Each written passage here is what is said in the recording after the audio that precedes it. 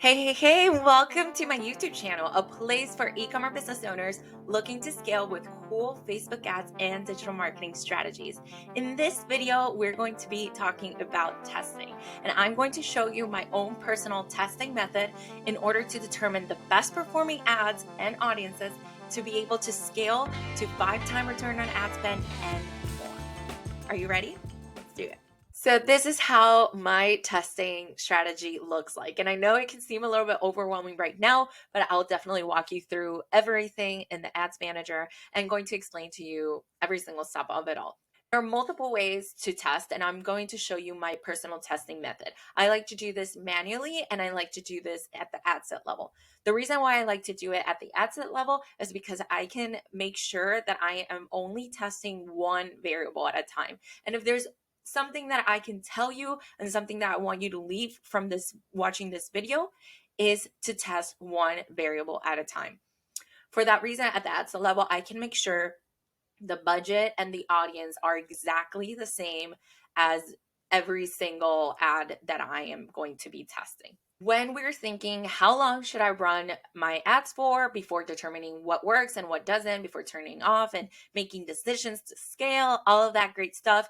And essentially, because of the privacy updates that you are already aware of, we don't get real-time data anymore. For that reason, I would recommend testing 5 to 7 days or spending the estimated budget to make a purchase while remaining profitable. So the way I like to measure this is essentially if your average cart value is $120 and 30% of that $120 represent your expenses, meaning packaging, shipping, materials, all of that, then you subtract the $120 minus the percentage. So in this case, it's $36. It's $84. That means I can only spend $84 before determining whether an ad is profitable or is just not going to be working out. Let's just say you spend $80, a little bit less, $80. And by $80, I don't get one single purchase, then it just really doesn't make sense to continue with that ad. When we're testing one variable at a time. The most important variables that I like to test are copy, headline, creative, and later on, audiences. And if you have enough budget, then I recommend also testing thumbnail and CTA. That way you can have the most optimized ad in order to test afterwards to with your audiences. And when you're testing audiences, I recommend testing at least 10 audiences to see who reacts best to your optimized ad. So without further ado, let's go to Ads Manager. Here in Ads Manager, we'll create our campaign. I always use conversions as my ad objective since I run for e-commerce brands generally. Let's just label it testing campaign.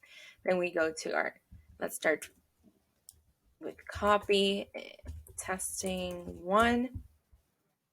We choose our conversion event. I always optimize again for purchasing or ads to carts. If you don't know what that means is Facebook looks for those people that are more likely to add to cart or more likely to complete a purchase. So you set your daily budget, which this is completely up to you.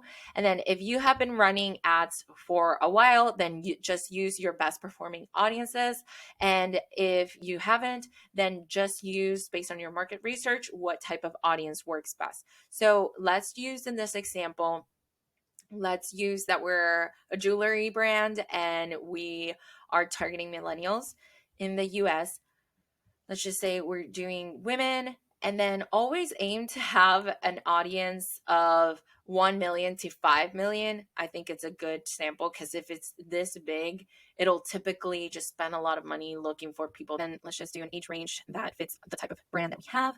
58. Let's use Pandora. Okay, so it's 78 million. That's a whole lot. For some reason, it's not showing me detailed targeting, but typically you will have here something that says detailed targeting. Just turn that off and this number will reduce considerably. Or you can define further to exclude, and that should always reduce your audience size. So for the sake of this and to make sure that you know, let's use a smaller country. Well, I'm from Venezuela, so let's use Venezuela. All right, so that would work. That's going to be our audience. So now in the ad level, we are going to use the exact same created, the exact same headline, the exact same call to action, our CTA, our URL, and everything else. For the sake of this, I'm going to copy paste an ad that I've already made in the past.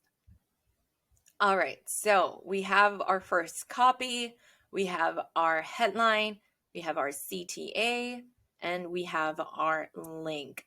Then I always recommend using your URL parameter. And what this does is allows you to track even better where your purchases are coming from on Google Analytics or Shopify or other e-commerce websites that you might be using, like WooCommerce or Wix, for example. So this is definitely very important to build your URL parameter. Parameters, you go here for campaign source. I use campaign name.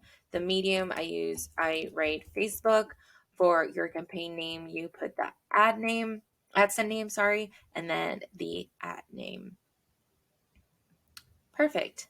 And then you apply, and this will be your URL parameter. And then what you just do from here, once you set up your first ad set, basically what you do is you quickly duplicate. We're going to have 3 different copies that we will be testing in this example. So copy testing 2, second one. So we leave everything as is. We don't touch the ad set. And in the ad level, what we only change will be our copy. So here we put our new copy and we leave everything else exactly how it is. And then finally, our third copy, 3, third copy, and you can label this like short copy, medium copy, long copy, or whatever it is, motivational, informative. So whatever you choose your copy to be, then you can definitely label it that way. All right, so there we have our third copy, and we leave everything the exact same way. Then we duplicate this again, and then we go ahead with our headline. We leave everything as is in the ad set level, and we go here and we choose to keep one copy of the ones that we're testing. We choose one copy. While we're testing the headline, we have to keep the same exact copy for everything. So here we're going to leave, this one will be our first headline. And then we're going to do exactly the same process that we did before. We're going to, our second one, we leave the ad set level the same way. Then headline 2, and we change the headline according to what we want. All right, so once you're done, you'll have something looking like this. It is, I'm sure if you see it, there we go. You have your 3 copies, your 3 headlines, your 3 creatives. And if you want to test more, you can definitely always test more. Just make sure to test one variable at a time. You can add your thumbnail, you can add your CTA, like I said before. And then once you leave all of these ads running for 5 to 7 days or completing the budget that we mentioned before per ad set, then you will determine what to turn off, what to continue, and ultimately what your winning variables look like. To assess what your winning ads are, remember to follow the metrics like your CTR, your CPM, your CPR, your ROAS. You can even evaluate your ads to cards, your content views, all of this great stuff that determine if your audience is in fact reacting as how you want them to react to your ads, and in fact engaging with them in order to remain profitable. Because at the end of the day, our goal is to have them purchase from you. And our data is what's going to determine whether they will or they won't. As an ads manager, and a great ads manager is someone that will always recommend what to optimize and what to do in order to have the ads be as effective as they can be. Because as you may know, it's not all on ads manager. You need a great abandonment cart email strategy. You need a good email marketing strategy. You also need a great website in order for your Facebook ads to be as profitable as they can be. All right, so once you determine your winners, what you're going to be doing is creating another campaign. Here is your audience testing campaign. Audience Pandora. Let's just say this is Pandora. Purchases 20 people living in this location. Let's go again with the example that we had, which is Venezuela. Let's just say that this is the audience that we're choosing. I don't remember, it was like 25 to 55, I think, or something, women. And here we're going to choose Pandora.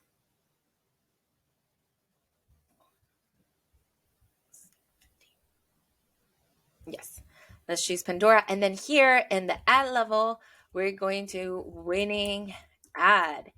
Here we're going to combine our primary text, the one that proved to be a clear winner, our winning headline,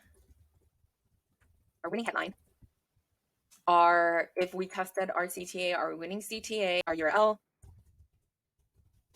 and remember to use your URL parameter. So that way we're going to test the exact same winning ad with all the different audiences that we're going to create. You can duplicate this and you can test. I like to test 10 audiences. So you create 10 and then you go ahead and change it. After we do that, then we start testing our different audiences. So we are testing Pandora. Now we're testing Sarah. Then we're testing Tomasabo. And then we take this. All right, H&M. And we're testing now H&M. And so on. And you have the exact same ad, which you're not going to be touching. And then you publish all of this, and then you leave them running and start seeing who reacts best to your winning ad. All right, so once you have your audiences running and you have left them for 5 to 7 days, you can start turning off the ones that are just not performing and leave on the ones that are. Once you determine that, after a couple days, you can start scaling 15% to 20% at a time.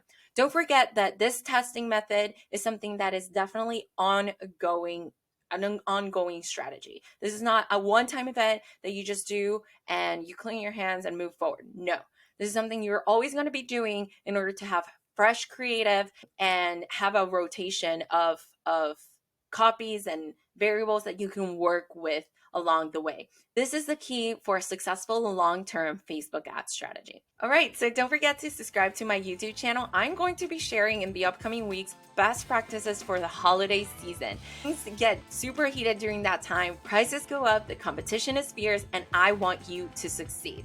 I will also later on be sharing with you my own personal scaling strategy, which you definitely cannot miss. Will set you up for success for 2022. And hey, if you ever want to work with me or you want to get to know me a little bit better, jump on a call, explore what to do with your business, how to scale it, you can always do so by scheduling a free call with me. If you have any questions, don't forget to leave them in the comment below. You can always reach to me at Gabby Marcano P on Instagram. All right, so that's it for today. I hope you enjoyed the video and learned so much because I believe that value always comes first. Bye.